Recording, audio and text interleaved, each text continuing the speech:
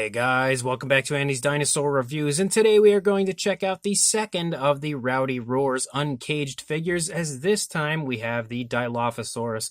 We have taken a look at the Rowdy Roars Beta Velociraptor figure in the past, and he was really quite adorable. This one looks to be as well, and I love the fact that we have a Dilophosaurus in this line, because we haven't had one prior. Like, we had a Velociraptor and a similar style figure for Velociraptor Blue, but we never had a Dilophosaurus, so that's really awesome if you ask me. Although, again, like I stated in the Velociraptor Beta review, these figures are incredibly overpriced. Like, it's $25 for this one, whereas before, when they were $25, we had more Dinosaur. We have less Dinosaur, a lot less Dinosaur now, as far as, like, the size goes with these newer ones, but I mean, it is what it is. A lot of things have been going up in price, so I guess it's just to be expected. But as far as the packaging goes, I love this kind of like cage look that we have here, where it looks like the Dilophosaurus is uncaged, breaking out of the cage. Really, really love the packaging. Very adorable, but yet really cool. And you also have the Jurassic World Dominion logo up there. And then if you take a look here at the back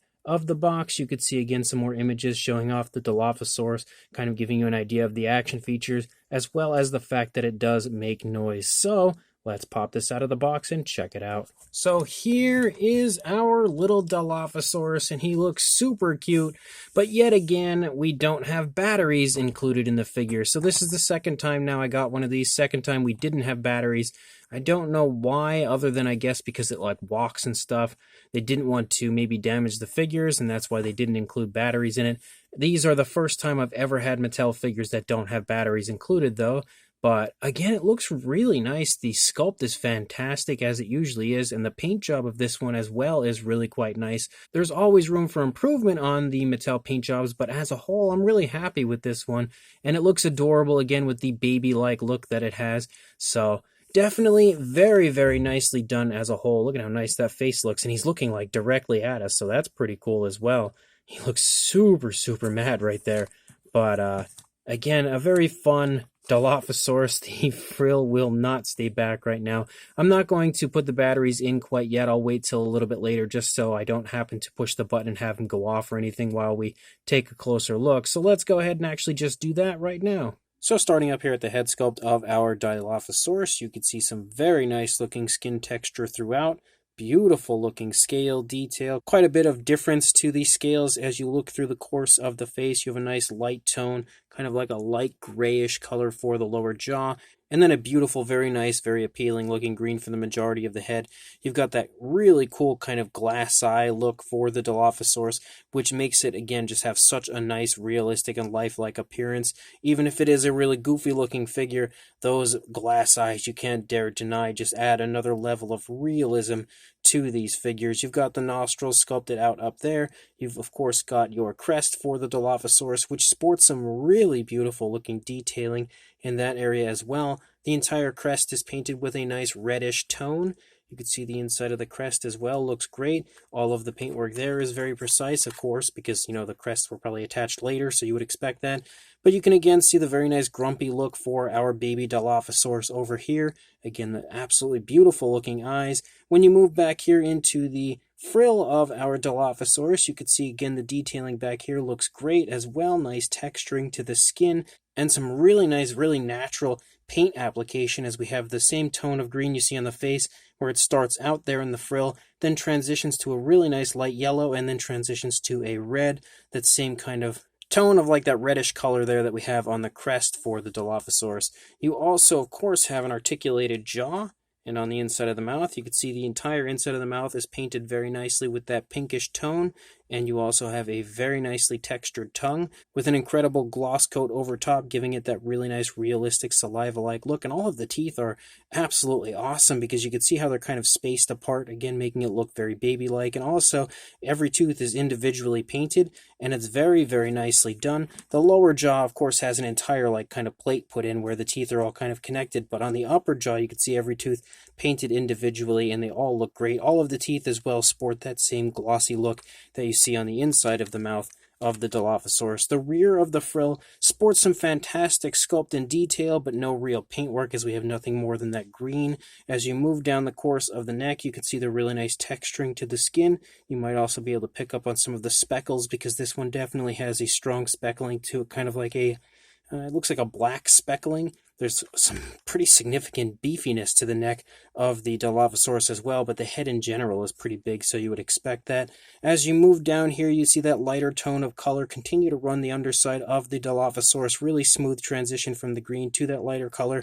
You have those dangly arms that you always find on these figures here.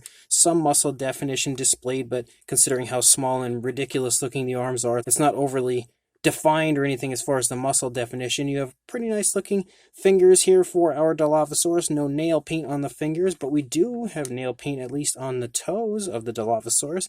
Nice dark gray, given a beautiful gloss coat as well. And you can see the toes look really nice. We have those scoots running down the toes. Of course, the feet are supersized on this figure because, again, that's also something that you usually see on these figures. But at the same time, babies usually have larger feet. Maybe not quite to this extent, but, you know, it's a kind of a baby-like feature for the figure. The texturing continues to look really nice here as you move back up into the leg. You've got the kneecap right there. The calf muscle as well as the thigh are pretty nicely defined, although the calf muscle also could be taken as just the leg kind of being squished because the Dilophosaurus sort of looks like he's crouched.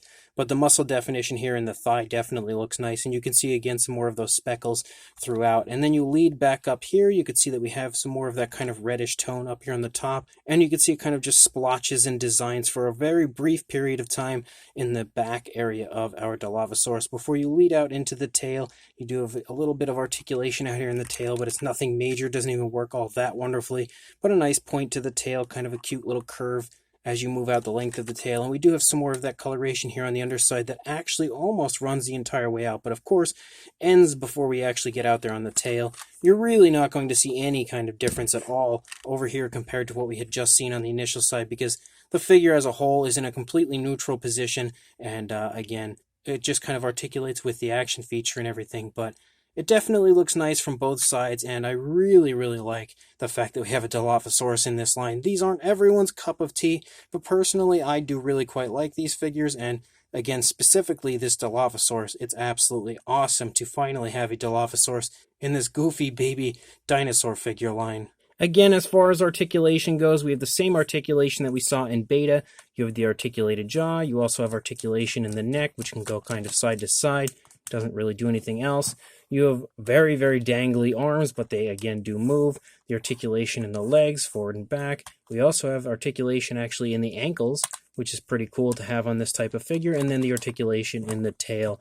As far as a size goes, for a height, you are looking at just shy of 5.5 inches, or around 14 centimeters, and then for a length, if we can keep that frill back there, you are looking at about 8.25 inches, or a little over 20.5 centimeters, closing in on 21 centimeters. For a size comparison, there is Mr. Papo T-Rex, the Attack Pack Dilophosaurus, and Robert Muldoon from the Mattel Jurassic World toy line in comparison to our Dilophosaurus. But with this figure, I really feel like a comparison isn't all that necessary, because you probably already have a pretty good idea of the size of this figure if you had watched my beta review. I had obviously given you comparisons next to the older Velociraptor Blue of this style, and shown off the fact that it is much smaller than the older figures. And to show you again a comparison of this one and beta, you can see that the two of them are pretty much the exact same size. Obviously, the Dilophosaurus is slightly taller with the crest right there, but as a whole body mass and just, again, the general size, it's pretty much the same as Velociraptor Beta. So really quite small in comparison to the older ones, but I will say they look absolutely adorable together. But now to get a look at the action feature. So we're going to go ahead, press the button up here on the head.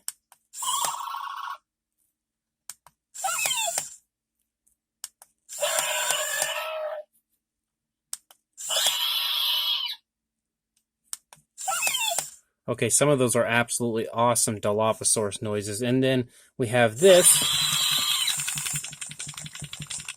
Okay, so I like that when he walks and he kind of shakes, it extends the frill, so it looks like he's actually, you know, kind of feeling threatened and is attacking. If you watch that again, that was pretty neat.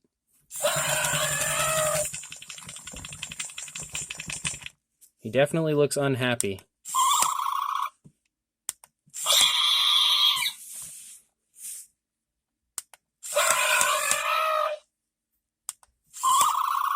yet incredibly adorable from the front. So it's pretty much just like Velociraptor Beta, but I actually think I like this one a little bit better because it's a Dilophosaurus and it's awesome. So this Dilophosaurus from the Rowdy Roars Uncaged line is definitely another fun figure. If you are into these kind of goofy stylized versions of baby dinosaurs, you'll absolutely love these figures. You may not like the price so much, because again at $25 I feel like that's a bit much. These should have been in the $15 range, I would say would have been a pretty good fair price for these.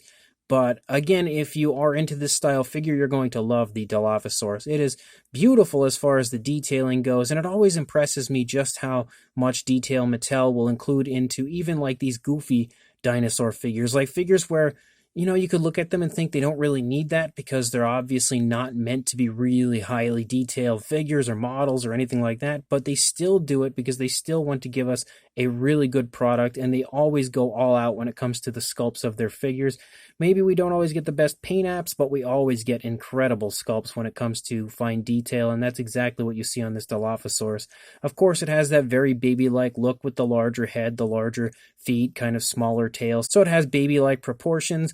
And again, that kind of adds to the adorable element of the figure. The paintwork is pretty nice for the most part. You know, it's nothing major or amazing, but it is good for what it is. I really do like the coloration, especially on the frill, but as a whole, I think the tones of color they've chosen look really nice and natural on the Dilophosaurus. And even though it's not an incredibly highly detailed paint job like you never find on Mattel figures, it's still a really nice looking paint job as a whole. And then you have the adorable action feature, the really cool noises, some fun articulation. So as a whole, it's a really nice figure, one I definitely recommend picking up. So if you are interested in purchasing one of these, I will include a link in the description to where you can do that on Target's website, or you can of course pick them up in store at Walmart or Target. So it's really up to you.